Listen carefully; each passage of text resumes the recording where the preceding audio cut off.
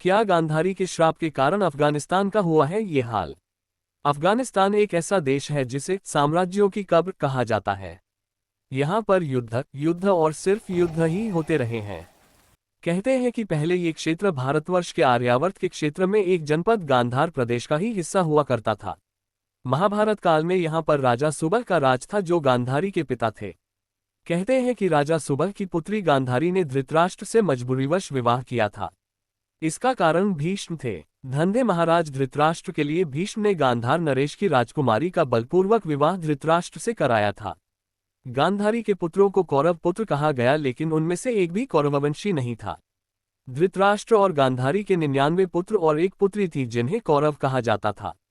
गांधारी ने वेदव्यास से पुत्रवती होने का वरदान प्राप्त कर किया था।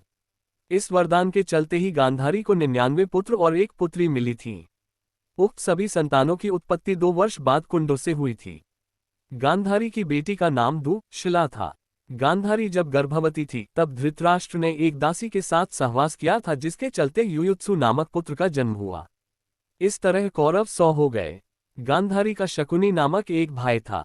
पिता की मृत्यु के बाद गांधार का सारा राजपाट शकुनी के हाथ में आ गया।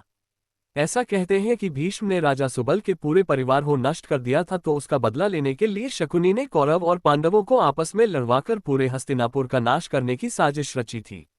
महाभारत के युद्ध में अपने 100 पुत्रों को खोने के बाद गांधारी ने क्रोध की अग्नि में जलते हुए श्रीकृष्ण और शकुनी को यह श्राप दे दिया था। श्रीकृष्ण को कहा था कि जिस तरह तुम्हारे का भी माना।